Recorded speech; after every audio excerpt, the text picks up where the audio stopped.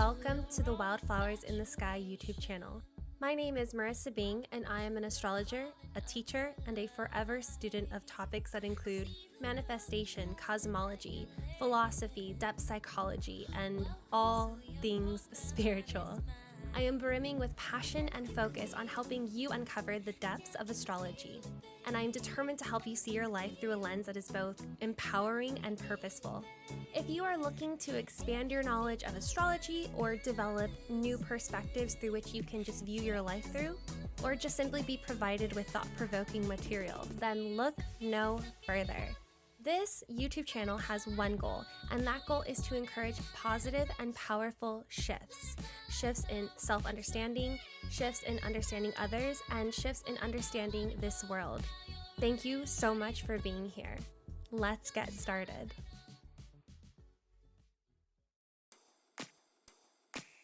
Hi, welcome back. Welcome back. I'm happy to give this another go and see what we got. So we are starting this fresh with the month of March, and particularly the first quarter moon in Gemini. So first and foremost, before I forget, because I've had a couple false starts, I am going to share my screen. We are going to keep it very, very simple for those who are watching on YouTube. And we are just going to have a basic presentation. And if you're following along on the podcast, you can listen, and you are welcome to go on my blog. This time, everything is actually on there. If you want to look at the deck or look at the notes, totally up to you. Okay. Well, anyway, welcome. If you are familiar with the normal structure that I have, I usually have an introductory, like a specific episode focused on like the entire week, where I do this like weekly overview, and I look at every single day at like a bird's eye view and all the different like aspects and yada yada. And it's, I don't know, I really didn't like it. I didn't really care for it. It was, I don't know, it was like a little too much. So I didn't do it this time. Kind of like nixed it.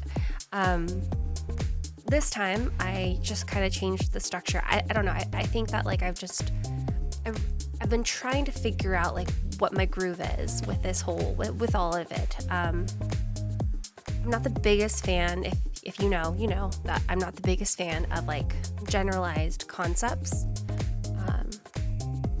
But I know that that's what people want. So I've been trying to figure out like, how do I find my footing in this?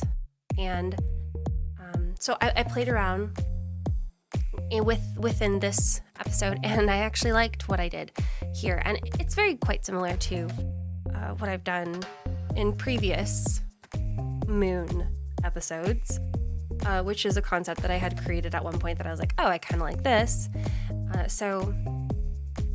But it's a little different, and I don't know, I think that I found this, and so we'll see if it sticks. You know, I'm just kind of like throwing things at the wall and seeing like what is mine, and you know, because I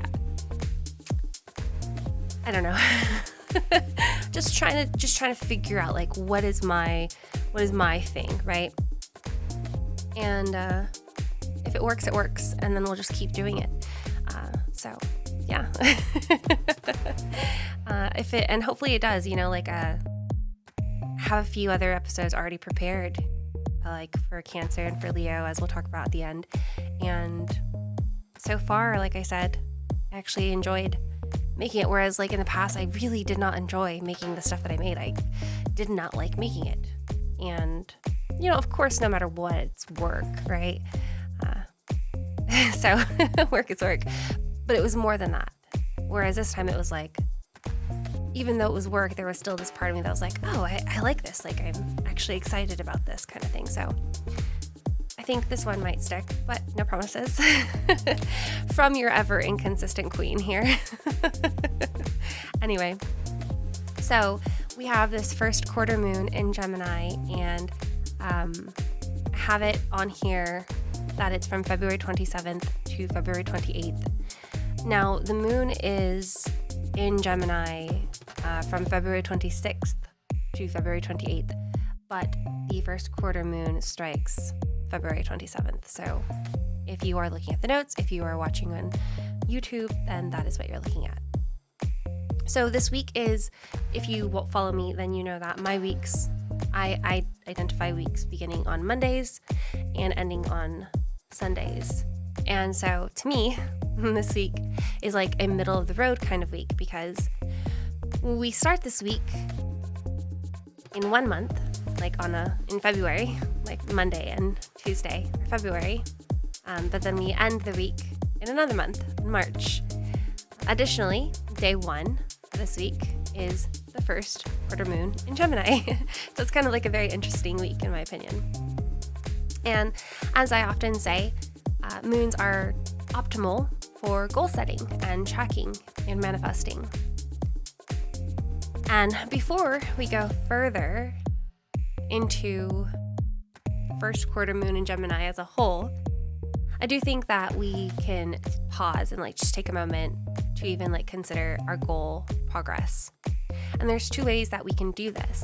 We could do this on a larger, more bird's eye kind of scale, or we can do this on a smaller, more granular kind of scale. So, right. Forgot to, if you're watching on YouTube, I absolutely forgot to change the slide. Well, here's the calendar. So one thing I did forget to say is that Monday, February 27th, first quarter moon, Tuesday, February 28th is when we go into waxing gibbous phase. We'll talk about that here shortly.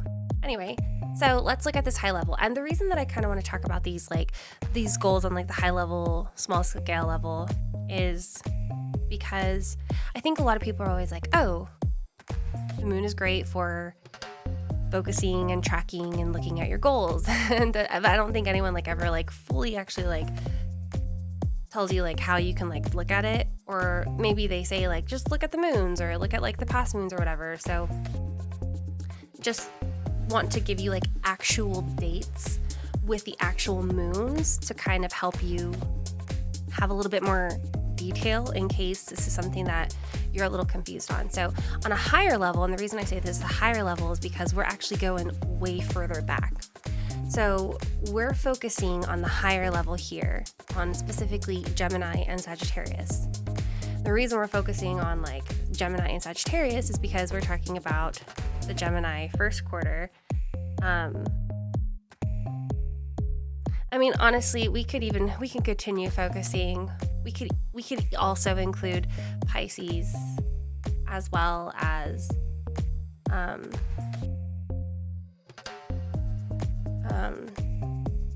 blanking right now.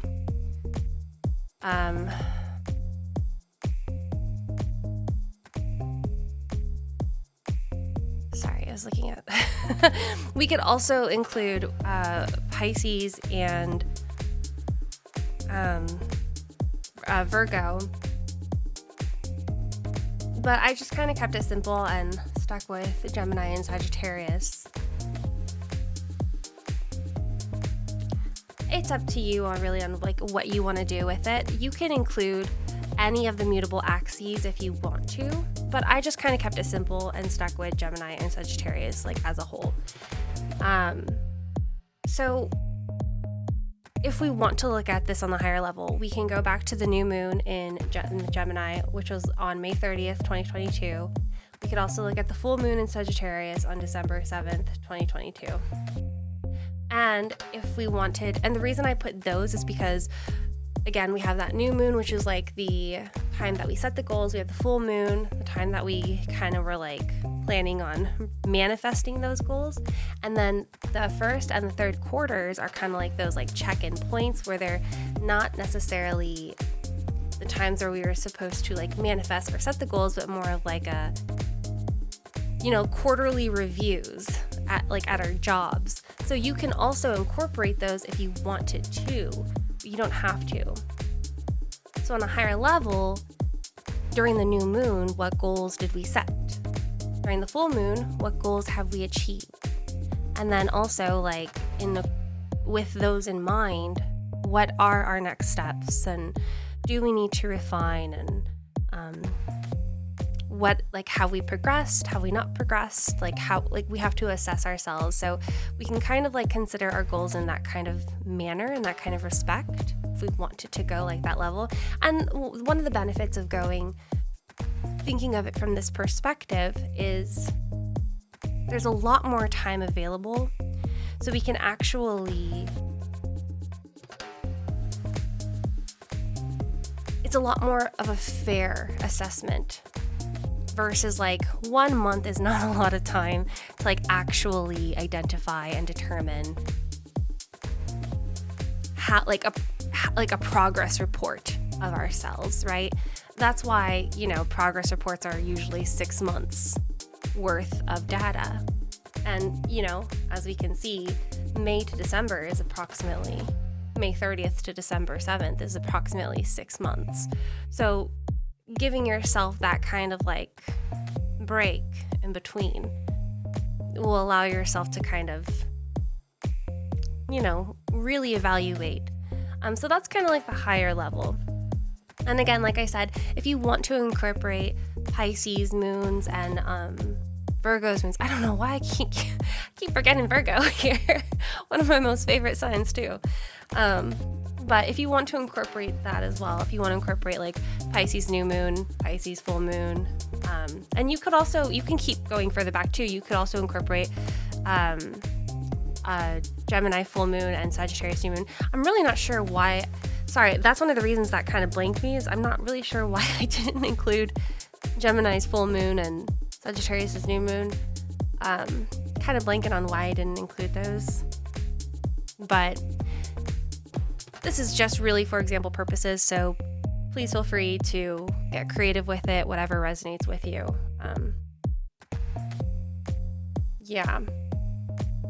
Scratching my head on that, but I'm going to leave that blooper in there just as a learning experience too, because I'm a little confused on why I did that. I understand why I didn't include Pisces and Virgo, but I don't really know why I didn't include more of Gemini and Sagittarius, nor why I didn't include the quarters, the first and third quarter moons. So, very curious. Okay, well, let's keep going. So now we're going to zero in on the smaller scale. So this is if we wanted to go looking at it on more of a monthly kind of view, instead of focusing in on just the mutable axis, so the Pisces, Virgo, Gemini, Sagittarius, the 6-month overview. Instead, we're looking at this on a monthly level. So on a smaller scale, especially if we were just going based on the year so far. So, of course, in this one, I include all the quarter moons. I'm telling you, I don't know what I was doing on that other slide. I'm really not sure. This one I got way more detailed. So, it's been a weird weekend. Okay, so sorry about that. I'm not really sure. Okay, well, anyway, on a smaller scale, for just this year alone, right, we have January 6th, we had that full moon in Cancer. January 14th, we had a third quarter moon in Libra. So, 8 days later?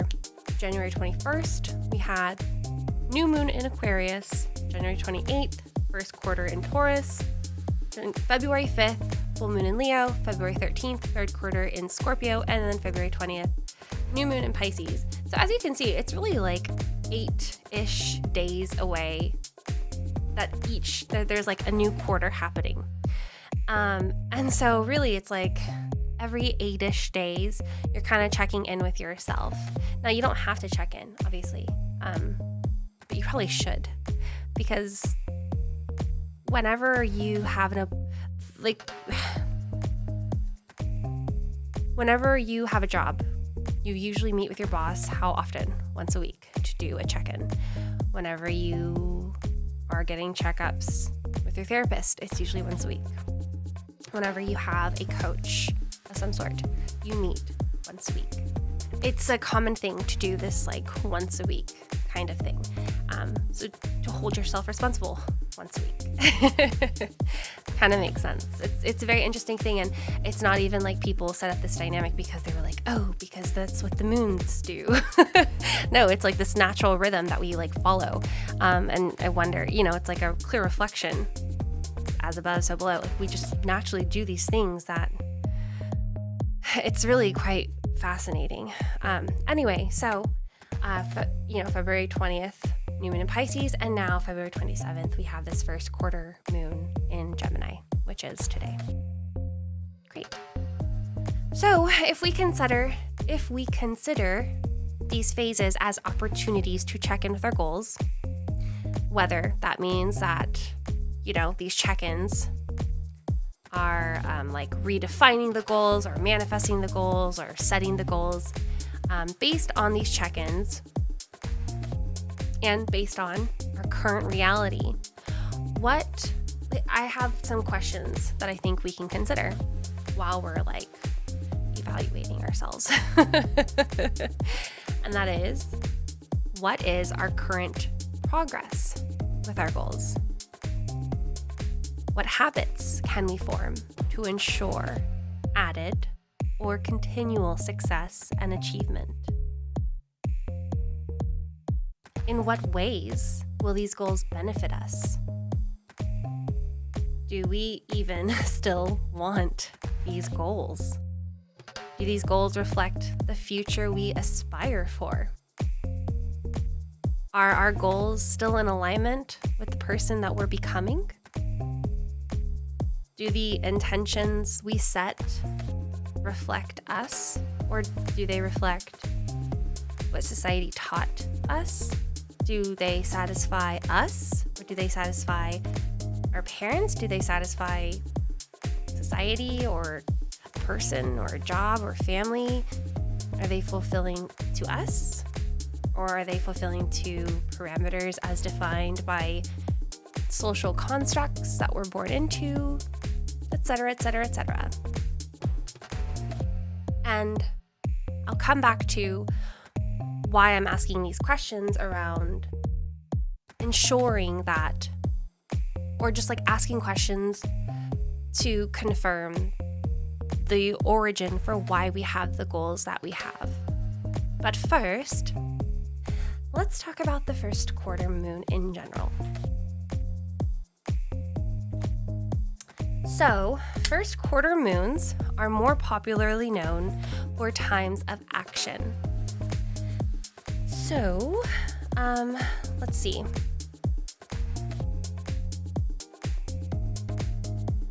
I'm trying to remember if I have to change the slide.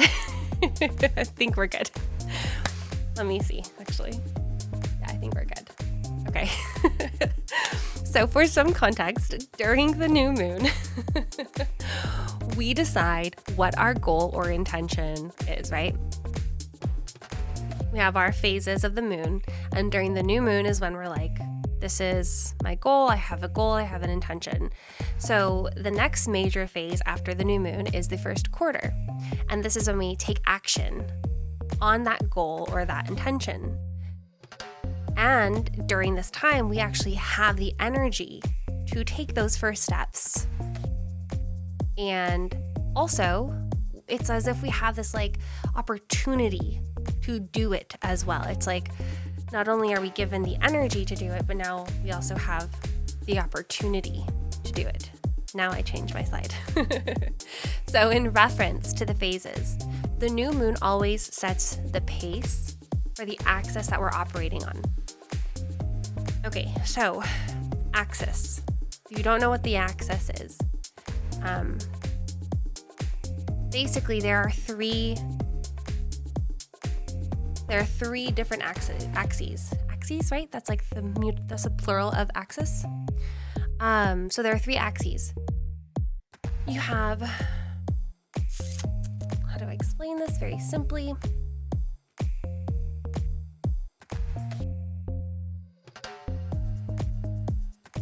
Okay, so you have the cardinal, you have the, I'm not even going to call them by their real ones because like that's just going to make it complicated. So we have our go-getter, we have our super energetic axes, which is like the Aries, Cancer, Libra, Capricorn, aka go-getter, okay? Energetic go-getter axes. Then we have our super driven, super focused axes, which is like Taurus, Scorpio, Aquarius, Leo. And then we have our super versatile, flexible axes, which is Gemini, Sagittarius, Pisces, and Virgo. So there's 3 axes, okay? And that's really all that needs to be said. Now, the new moon, whatever sign the new moon is in, that will set the axes. Now, what I mean by that is, if the new moon, which we just had a new moon, right? We just had a new moon in Pisces.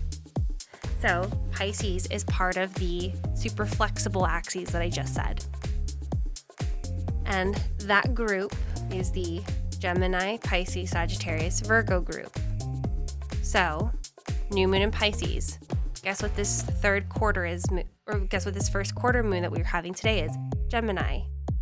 Well, guess what the full moon's going to be in? Virgo. Guess what the third quarter moon's going to be in? Sagittarius. We have all 4 of those signs in the same axes. They're going to fulfill that entire 4 major moon phase because the new moon was in Pisces. It's much easier if you can see the visual. Maybe I'll make a video explaining this a little bit more if it's complicated. But that's kind of what I'm referring to when I say the new moon sets the pace for the axis that we're operating out of when it comes to the major moon phases. So again, currently with the most recent new moon in Pisces on February 20th, we are in the mutable axis. So as such, because we just had the new moon in Pisces, now we are moving on to that first quarter moon in Gemini. And it just so happens Gemini is also the first mutable sign of the zodiac chart because the order goes Gemini, Virgo, Sagittarius, and Pisces. That is the order.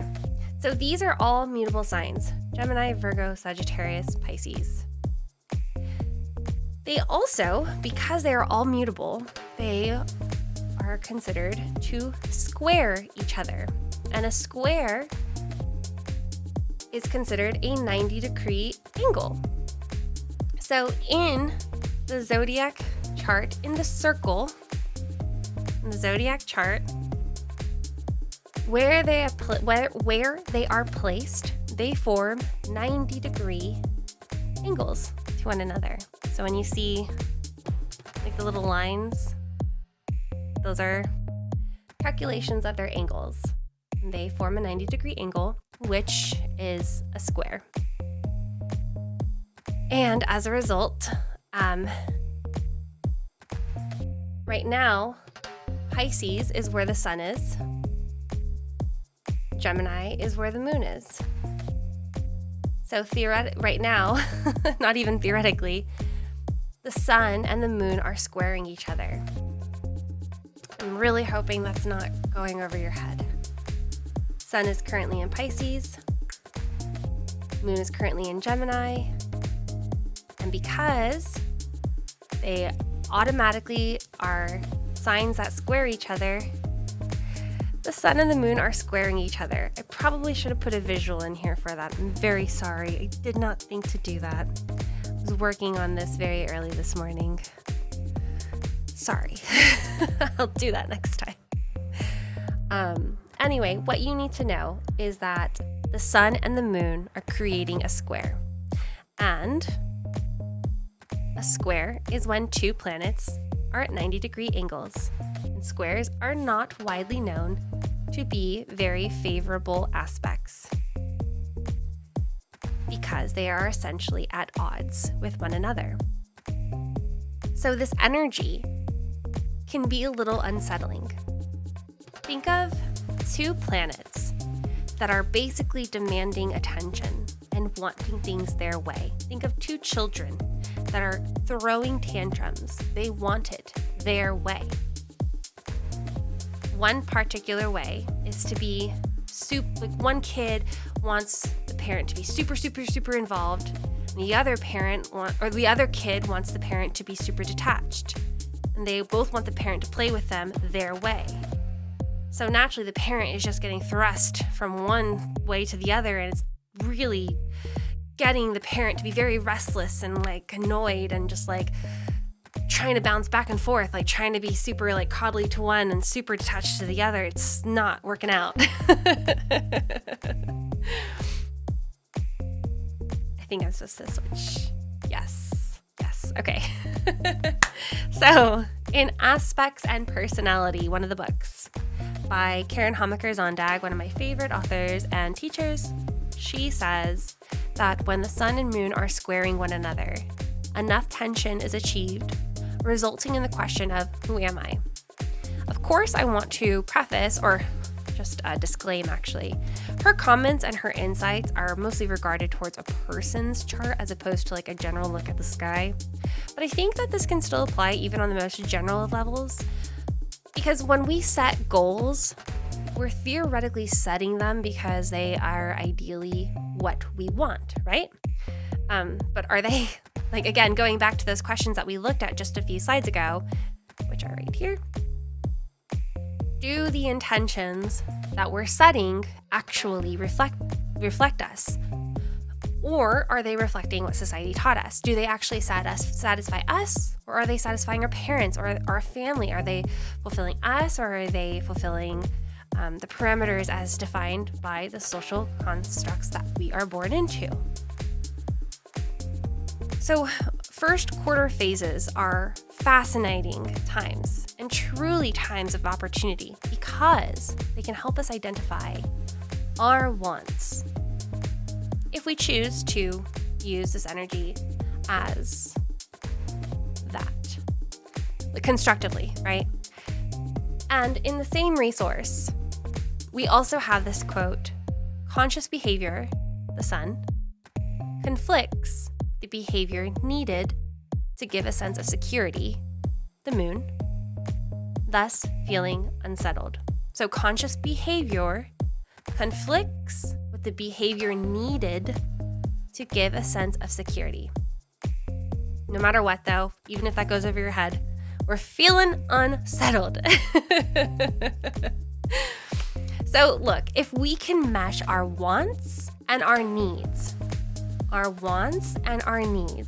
if we can mesh our behaviors and our attitudes, if we can mesh our soul and our mindset, if we can begin the process of stepping further towards alignment, then the closer we can be in achieving our goals and attaining success. So in this first quarter phase, the best you can do, like one of the most constructive things that you can do in this first quarter phase is to get unsettled, to get rattled, to get energized, to take action. That is the best thing that you can do in the first quarter moon. Now let's talk about Moon and Gemini. But before we talk about Moon and Gemini, first let's talk about Moon. The moon. So for anybody who does not know, we may or may not know, we may or may not recall, I don't know what people do or do not know about the moon. So we're just going to constantly have like a tiny recap on the moon in general because it's only fair. Sorry. So we may or may not recall that the moon is this ever-shifting powerhouse, indicative of the more subtle and yet reactive energies related to our sense of security, our intuition, and our primitive emotions and experiences.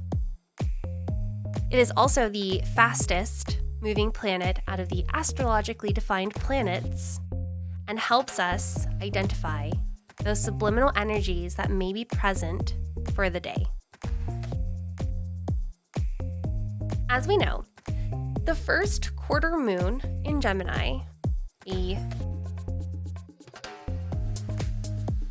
Wait, I said that wrong. As we know, this is the first quarter moon in Gemini. And Gemini, if we don't know, is a mutable air sign. So we already discussed that it's mutable, and mutable is shared with Pisces, Sagittarius, and Virgo. And mutable is a flexible, versatile kind of sign. Now, it can get a little scattered. There's more to that as well. But it's also an air sign, which kind of brings us up more into the mental sphere. And when the moon is in Gemini, we might feel the undercurrent desire to, as Karen Hamaker-Zondag says in her book, Planetary Symbolism, try and satisfy a need for security by taking brisk action, by using the mind, and by connecting one thing with another. The mutable cross makes us keen to bring facts and opinions into line with one another whenever matters have become tense, while the element air encourages us to do so by means of communication and discussion. She also says, in uncertain situations, Moon in Gemini will try to gain safety by supplying information in an impartial but lively manner, or by communicating in whatever way seems most appropriate. So, let's feed the facts straight.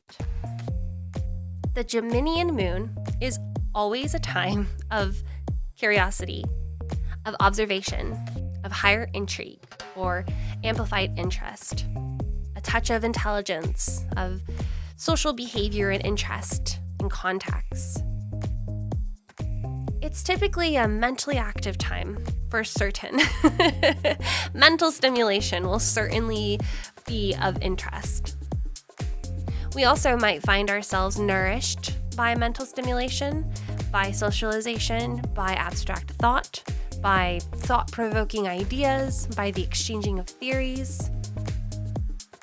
In Luminaries, one of my faves, Howard Susportis, speaks to this and mentions that if a moon in Gemini had a "let us" statement, it would be "let us communicate and exchange information." And he continues, they usually feel more comfortable and at home when they start talking with people and making connections with others. And of course, there's more. He also says, they may want to impress you with their knowledge on a wide range of subjects. The moon in Gemini also likes to observe, almost a voyeur who enjoys drawing conclusions or making deductions from what it sees.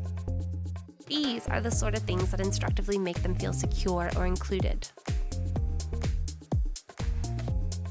Great, so also, not only do we have this moon in Gemini that we just kind of spelled out a little bit with these quotes, but we also have it flavored by a few different aspects. The first quarter moon in Gemini is a bit different from a regular first quarter moon in Gemini because it is being touched by Venus in Aries, Jupiter in Aries, Mars in Gemini, and Chiron in Aries. These planets are adding in their own spices in accordance to when they make their appearance. Venus and Jupiter hit quite early in the day, starting our day on a benign, sweeter kind of note, as typical, giving us the pep in our step and highly likely helping us begin our tread into the restless waters of the first quarter moon in Gemini. Because it's later in the day, hopefully you guys might have felt that. I actually think I felt that for sure. And I actually wrote a note that I thought that Venus and Jupiter are helping the transition into the actionable state, bringing luck, harmony, and positivity, balance, generosity, and faith. Then as the day continues, so does the joy, luck, sweetness, and that Jupiter and Venus brought fade. quite on point brings Chiron. Chiron amplifies the assessment of the question, who am I? And that emphasizes the evaluation of whether our goals, our intentions, our desires actually reflect us, our wants, and the directions we wish to head towards. And that there is emphasis on pondering, really feeling into the assessment of our goals and feeling into the alignment and the direction of our goals. And then Mars comes into the picture and drives us into action in accordance to whether those goals are actually within alignment. And Mars also amplifies that feeling of restlessness stirred up by the first quarter moon. And not to mention, Gemini is automatically already quite a restless sign. And because we've got Mars there as well, it's just this perfect dough mixture. Really needed to buckle down and get to work. And bringing in action. Now, I'm actually going to pause here because it's actually really quite funny. So this morning, I woke up exactly so I'm a Gemini rising, and I hadn't thought about it at all. I actually forgot about the aspects myself. But this morning, I actually woke up at 3 a.m. on the dot. No, it was 3:05, I think. It was like 3:05 or something. And I woke up and I laid there. It was just like immediate waking up. And I swore it was going to be like 6. I thought I woke up beyond my alarm, which I set for 5:30. And I laid there thinking I woke up beyond my alarm because I was just so alert. And I looked at my watch and I was surprised to see it was 3:05. And and I was like, wow, it's 3. So then I was like, oh, sometimes, I don't know if this happens to anybody else, but sometimes I'll wake up for a moment, think that I'm wide awake, realize I'm actually really sleepy still, and then I'll fall asleep. So I laid back down only to realize that I was entirely wide awake. So I continued to try to go back to sleep. I was not able to. And then I got up and grabbed my iPad and tried to watch I Dream of Jeannie, which is something that I've been watching lately. I have no idea why, but I'm like hooked. So I started watching I Dream of Jeannie. And I watched it for probably an hour trying to fall back asleep. Finally at 4, I got up. And the entire time that I was laying there, my mind kept thinking, you should probably get up and just finish the slide deck so that you could get this video out there. And it just was this feeling. And then finally at 4, I got up. And when I got up, my mind was like, wait a minute. Does this moon affect my chart? Because you'd think that as an astrologer, I'm constantly thinking of what are the planets and how does this relate to my chart? But I actually never even really look at the skies in comparison to my chart unless something is happening. That's the only time I'll ever do it. Otherwise, I don't usually try to live by the sky. I usually, unless I need to look out for something, if there's not that I get surgeries or anything, but if I were, maybe then I'd be oh, let me take a look, right? But otherwise, I usually, something happens and then I'm let me see if there's something occurring. But otherwise, I don't live by the sky whatsoever. I just live my life. Anyway, as I was getting up, I was like, wait a minute.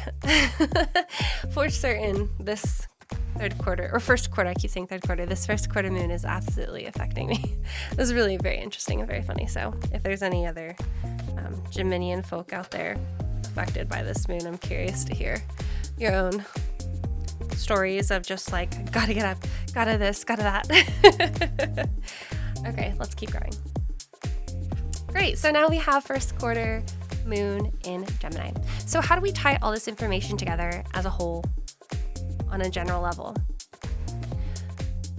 We know we are intended to take action. We know we're likely going to want to assess and evaluate our goals to ensure that they align with us early on. Then as the day progresses, feel the drive to jump into action. We also know that the Gemini moon is curious, intellectual, conversational, observational, social, thoughtful kind of moon that is nourished by all of these same things. So how does this all tie together? Well, it is likely that because we are experiencing this first quarter moon in the sign of Gemini, our form of action is to be more of a mental kind.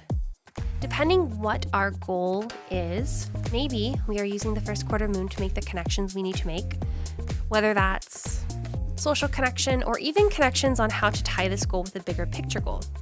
Maybe we're in need of taking action on marketing ourselves for the goal. Maybe we're in need of taking action on gathering facts or gathering more info or collecting more information or learning a little bit more, observing and experiencing a bit more, asking questions, being curious about or just like even considering different perspectives or just being more thoughtful or having different approaches, being a bit more abstract in our approach, etc. You have a goal. Maybe it's new, maybe it's not. Maybe it's one you've been sitting on, and maybe it's time we need a new approach. The first quarter goal, the first quarter moon in Gemini can help us be a bit more abstract overall in our approach. Air signs are very, very abstract. And action doesn't always have to take on a physical, fast action kind of form. It doesn't always have to look like a sprint. Sometimes it's a slow form of reading. Sometimes it's thoughtfully writing 5 things that took an hour long to write. Sometimes it's having multiple conversations to get feedback. The real question is, how can you apply what you understand about the moon in Gemini to help you take action on your goals? So now that we have a decent understanding of the first quarter moon in Gemini, let's see how all this will play out for all the signs. But before we do, of course, we have our friendly disclaimers. So, of course, this is a general look. Always take everything that I say with a grain of salt. You are in charge of your own life. Again, I don't even live my life by the stars, and I'm obsessed with the stars. All I do is study astrology. So also, I don't have your personal chart in front of me. I don't know how the planets are interacting with you. This is general. I mean, as I even said in the beginning, I'm not even a fan of general astrology, to the point that I'm trying to find a way to create something that I do enjoy, because I know how many people out there love it. So I'm trying to work with what you like. But that said, this is entirely general, and I don't know you and I don't know your chart. And I'm creating something entirely general. So please take it with a grain of salt. Take what resonates, leave what doesn't. Compare all of your information with your chart. Double check my work. Always refer to your own trusted astrologer. Please always refer to your rising sign. That is how horoscopes are created, after all. I really do need to make a video on that. And if you have any questions, please always feel free to reach out as well. Also, just a heads up, I've phrased all of these horoscopes in the form of questions, because instead of me telling you what to be or how to be, I want to empower you to decide and determine for yourself what to be and how to be, but of course using astrological guidance. So we're going to begin with Gemini, because this is the first quarter moon in Gemini, and then we'll move from there. So Gemini, how will you embody this goal in order to fully sprout our goal into manifested form? Sorry, I'm going to re-say that. Sorry, that was said totally wrong. Gemini, how will you embody this goal? In order to fully sprout our goal into manifested form, we must first plant the seeds. Goals begin in the mind. They are thoughts, dreams drawn by heartfelt desire. But still, they exist in the mind. They are mental constructs. And if anyone has ever taken the time to study goals, you might know that no matter how much physical action you put towards a goal or building a habit, until you embodied the mindset behind the goal or the habit, it will fade. That's why people often eventually fall off the bandwagon they've originally started strong on. So in what ways can you fully embody this goal? In what ways can you reframe your mind so that your thought process and perspective paves the way to the proper approach necessary to encompass the mindset necessary to achieve success? Use this first quarter moon in Gemini to identify how you can fully embody and encompass the mindset needed to truly get behind your goal, like 100% behind your goal, so that you are absolutely dedicated and without a doubt on the path to fruition. Because this goal that we embody will ultimately affect and impact the direction we take towards our overall future, towards our overall destination as a person, as a career, and as our mark in the world. With the sun's placement in Pisces, there is a deep hot water flowing within the realm of our reputation and how the world understands us. So using this first quarter moon, taking the opportunity it's extending to truly embody the goal that we have to further our own success, will actually help pave the way to the future impression the world sees us as, and the title the world graciously pins on us. All right, Cancer. How can we channel best practices for our goals? How can we fully tap in and ensure we are approaching our goals in the best way that is in alignment with our being, so that we are going at this the best way for our soul, so that we stay on track, so that we do this from a place of honesty, from the heart, and with integrity, so that we aren't trying to come at this with someone else's approach in mind, but that we actually are thoughtful of how I would do this, forming that bond with a level of thoughtfulness extended towards ourselves as the teacher. The Sun in Pisces has been a time of subtle focus on learning from others, learning new things, expanding into new areas of interest, foreign discoveries, identifying new practices, interests, etc. Now that we've possibly gotten a glimpse of that, we can use that of which we may have learned or picked up, whether consciously or unconsciously. Take what most resonates with us, blend it all in with our soul so that it's like an amalgamated mix of truth we can begin learning from, meditate on our words and all of that and all of our teachings, our own approach, and channeling and downloading our own understanding. And then identify how would we do it? And then take that approach. Leo, how are your friends and social groups influencing you? Consider if your social groups are supportive of your goals and influencing you in the right way so that you accomplish your goals. No one is more like us than our group of friends and the social groups that we're a part of. We are with them for a reason, after all. This may be the time to open up and share, with some excitement, a goal or two that we have that we're working towards. Communicate it, share it out, see if their thoughts or see if they have thoughts, see if anyone is working on the same thing, get an accountability buddy. Also, see if anyone's not supportive and be mindful of that. See what their perspectives are. And then also take notice if there's anyone who's trying to sway you in a different direction. Don't automatically cut them off. Hear what they have to say. Maybe they're trying to help you. And then also see if there's anyone who's trying to influence you in the wrong way. Our friends and social networks and social groups should always be supportive of us. But sometimes, they're not. And if they're good for us, then they're trying to help us. If they're not good for us, then they're rotten, obviously. And those rotten apples need to be plucked. No matter what, though, we can always learn from these different perspectives and we can always learn from these different situations. So taking action accordingly can actually benefit us. But also, if someone's trying to sway you the wrong way and they are rotten, that's such an interesting experience. And identifying why. Is it jealousy? Do they want the same idea? Uncovering that too. Maybe you have something very juicy here. Random. Virgo, thoughtfully consider how your goal can affect or impact the impression the world has of you. How will the world see you as a result of you achieving or not achieving your goal? How will you be perceived? Is it how you want to be perceived? And are the goals you have a result of what you think you are supposed to be, or a result of what you really want the world to see you as? For example, if you want the world to see you as thinner, is that because being thinner is truly in alignment with the other goals and dreams and your true character? Or is it because you assume that that's just the expectation of yourself that others have on you, or the expectation of the goal that you should have, or whatever it is? Is your goal to have more money because that's in alignment? Or is it because you assume that that's just what you think you're supposed to have a goal of?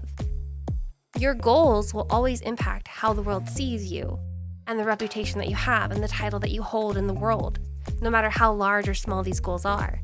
And you should always be proud. But certainly play with the different perspectives and fill it out on these abstract levels. Ensure that you're pursuing your goals because they're actually what you want, because they're actually in alignment with your wants and your desires, not because they're these like social constructs, not because you just think that that's what you're supposed to have, not because you think that that's just like what you're supposed to have.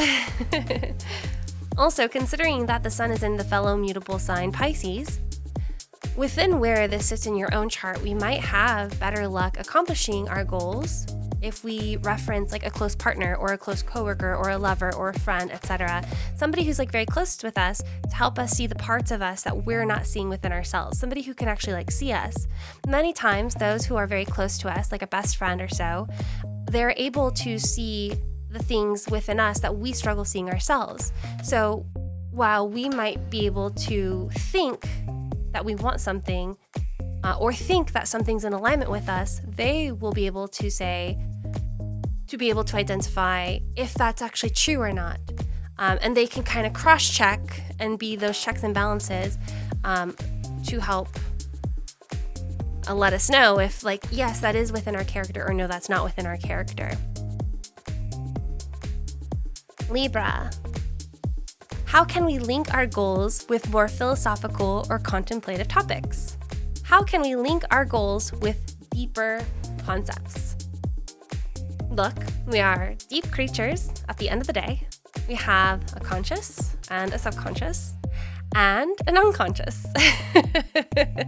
And at this point, that's all we know about. But we likely have even more than just that. We're just not like woke to it just yet. So it's very possible that our very simple and seemingly benign goal is actually connecting to something even deeper than what we think it is. Our desire to quote unquote lose weight could actually be connected to something deeper within our subconscious that we're not even aware of at this point. So with this moon, like, let's get thoughtful. Let's actually like go deep within ourselves. Like, let's ask ourselves the questions. Let's get philosophical with ourselves. Why are we doing what we are doing? Why are we pursuing what we're pursuing? Are we led by society? What is the origin behind the goal that we have? We know we're doing it out of alignment, right? Like, we know that we want what we want. We know that this goal is in alignment.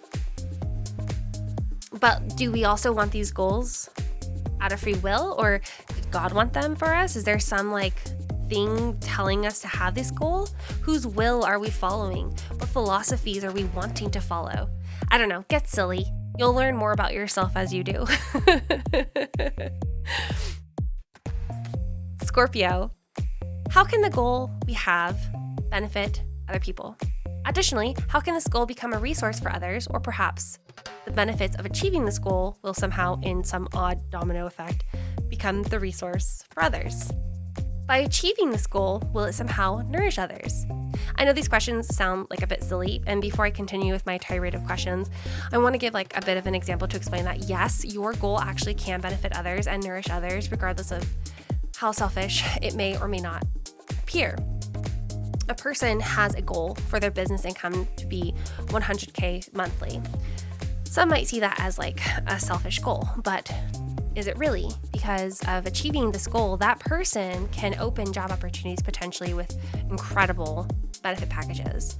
Maybe they open funds and scholarships and donate and create programs to help others. Maybe they support friends and family, and now these friends and family members suddenly have resources, and they themselves help friends and families and become examples and influences in their own communities, and touching these particular people in such ways, touching their hearts in such ways that inspire and then create these larger and larger impacts. It sounds like a fairy tale, I know, but it's not, because this is like the story of many of my mentors, like not specifically, obviously, but I know that this is like the real story of so many of like the mentors in my life and the mentors of their lives and whatnot. It's just like a simple, seemingly selfish sounding goal, and yet this goal gives so much. So let me go back to my questions. How can we use our goal once we have achieved it, attained it, accomplished it, for the better? How can we benefit others with it? How can we use our preliminary steps to help and influence others? Perhaps we communicate our goals. Perhaps we share it on social media. What are goals and action steps that we're taking? Maybe we share our influences. Maybe we share our thoughts. Maybe we divulge our research, etc.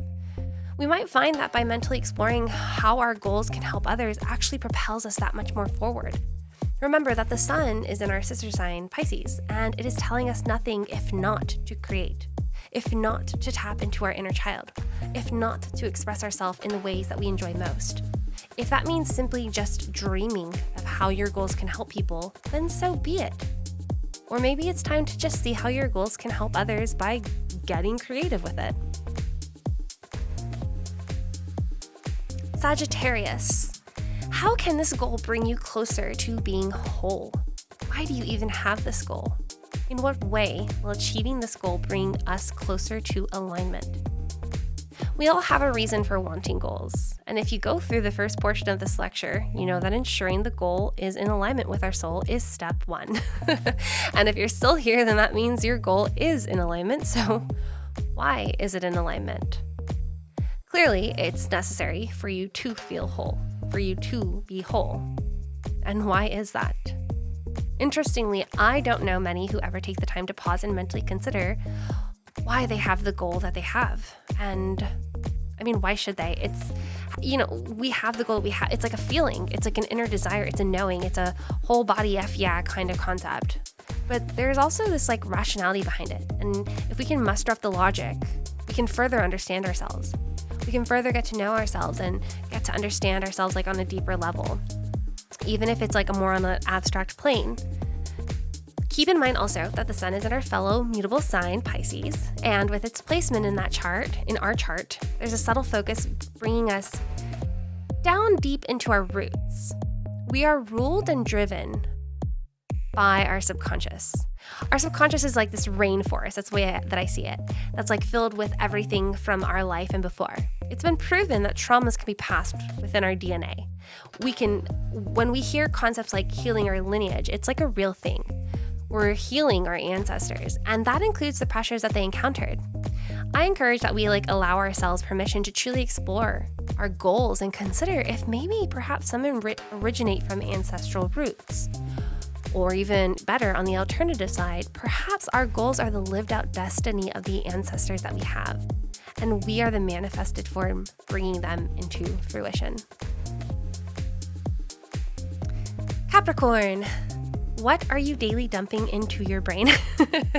What are you daily dumping into your brain? And how are your daily mental habits making or breaking your goals? Do you need to adjust your mental consumption? What are you watching on TV, scrolling through on social media, playing on your phone? One of the best words of advice I've ever received was from Brendan O'Keefe. He married my mentor, Catherine Zankita, and he told us being my fellow peer mentors of Manifestation Babe when we were on a retreat together for her,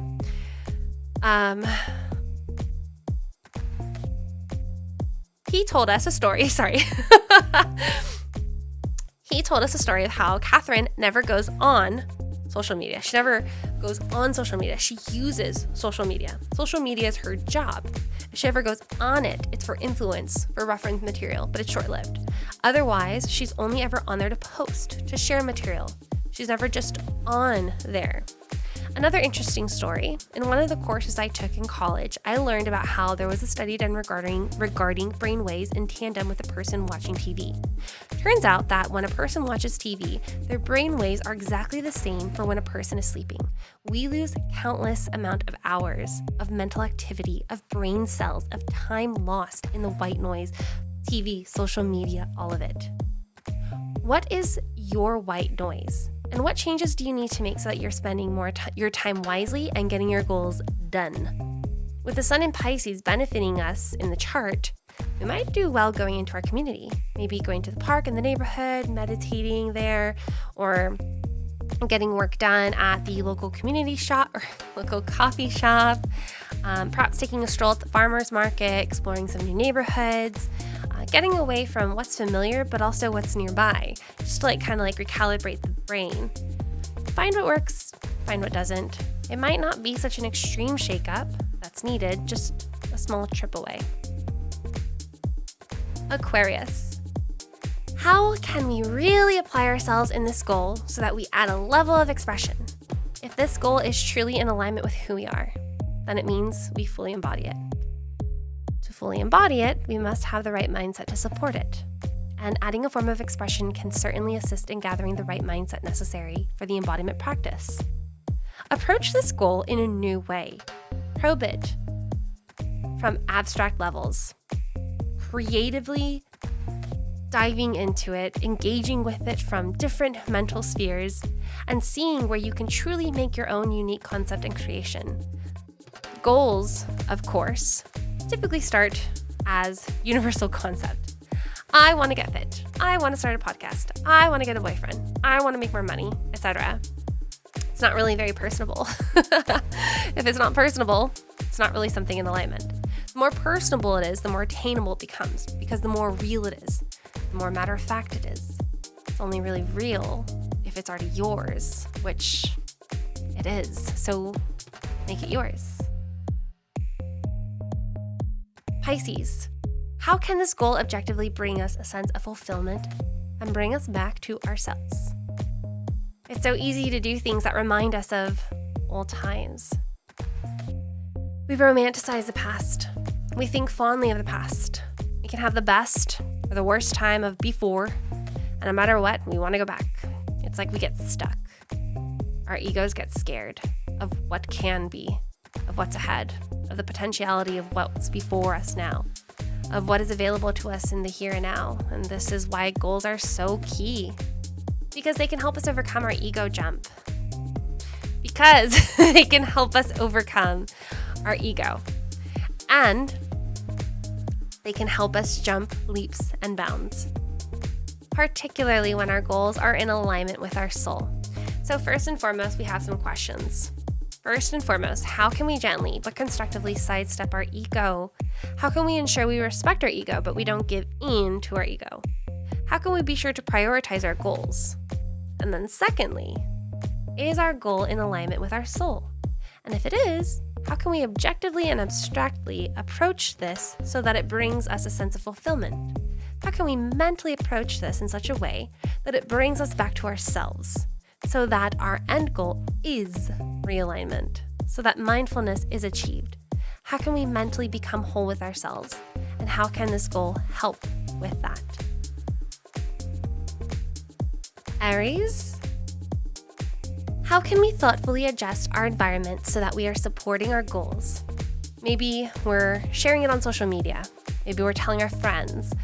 Maybe we're not going to particular events. Maybe we're refraining from particular conversations or pressure points. Being mindful and thoughtful of the environments we surround ourselves in can be key in how we set ourselves up for success. Mindset is everything, but mindset can fail if we're in pressure-filled environments. Additionally, our environment can shape up our own perspective. Mentally explore how your environment is shaping your perspective on things, and identify if the environments you surround yourself with will support or hinder your goals. Take action accordingly. And if you need to change anything up, communicate. Give people a chance. Give your environment a chance. Communicate your needs, because you might be surprised. Taurus, what are we currently letting take up mental space that no longer needs to take up mental space? What might we be holding on to mentally that no longer needs to reside in our minds? Whether memory, a distraction, a fantasy, a daydream, etc. There may be something that we are enabling to interfere with our focus, effectively blocking us from taking action on our goals. We may be very well allowing ourselves to get lost in the land of distraction. We may be very well allowing ourselves to waste mental resources. It would be in our best interest if we use this first quarter moon to first take stock of our mental resources as a whole, our mental skills and talents. Maybe it's our keen ability to be quick-witted. Maybe we're fast on our feet with research. Maybe we have a knack for always being able to find facts.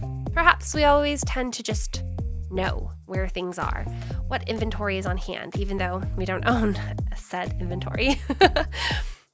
Or maybe we're just able to connect information quickly for the things we need, and with our unique charms, sway the perfect social connection, even virtually. Take stock of those inner resources and shed away the distractions.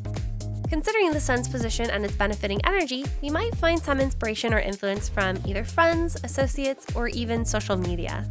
So if you're feeling stuck or lost in the muck of distractions, you know where to go. And there we have it. Please remember to take these scopes with a grain of salt. Consult an astrologer for each of the transits, anything that I said, all of it. This is not personal. This is all general. Just by having your rising sign at a particular degree can entirely change everything that I just said. Just by having a particular planet point can change everything that I just said. So please, please, please, everything that I said with a grain of salt. I really do hope you enjoyed this episode. I hope the questions were impactful for you, meaningful. Please don't forget to resubscribe to my website's newsletter and emails if you want to get the emails, monthly astro workbooks, etc. My website is wildflowersinthesky.com.